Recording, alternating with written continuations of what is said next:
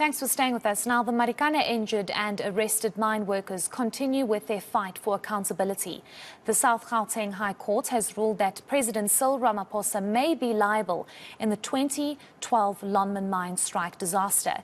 This following an application by workers seeking compensation against the president and mine owners, Sibanye Stillwater, which was Lonmin back then. Up to 34 striking miners were gunned down by the South African police in Marikana. Let's bring in an attorney for mine workers, Andries Nkome, to discuss this further. Thank you so much for your time, Andries. We do appreciate it. This is probably going to be considered a win for you. Perhaps just tell us what this judgment in essence says and what it's found against the president.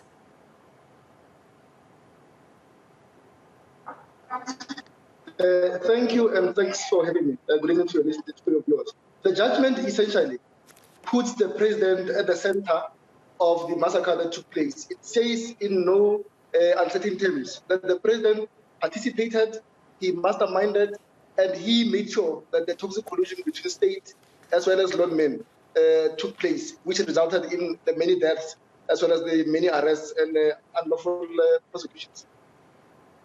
So do you consider this a win for your clients? Is this what your clients were hoping for? Most definitely yes, because you would remember that when we were in front of Judge Ian Palam with the Palam Commission, he came to a conclusion that the highest ranking official that's supposed to be fingered for what transpired in Marikana is supposed to be Ria Pierre. Now this judgment says we know that we'll be able to go back and do a review of the Palam Commission's finding and be able to get a much more different outcome. I want to speak about the 4 exceptions with regards to President Ramaphosa's explanation as to what happened. And we do know that the one exception says that, he could be held liable. But I want to ask you about the judgment speaking specifically about the fact that there was no direct command to incite violence. Do you accept this?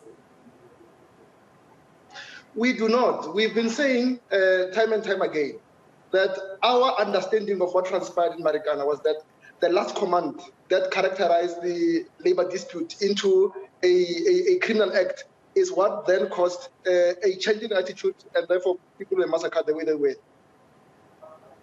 Okay, how are your clients feeling, Andries? Perhaps just tell us how they're feeling when this judgment came out.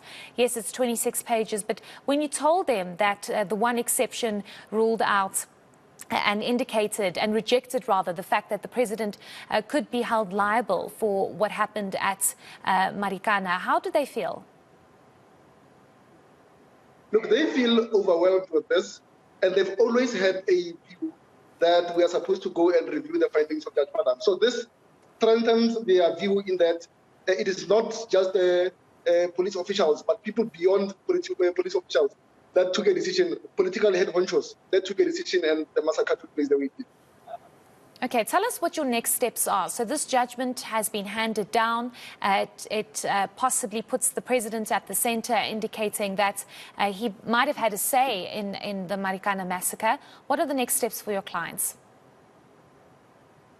The judge has given us 6 weeks, within which we are supposed to make submissions, amendments to our summons that speak to each and every one of the exceptions that the president raised.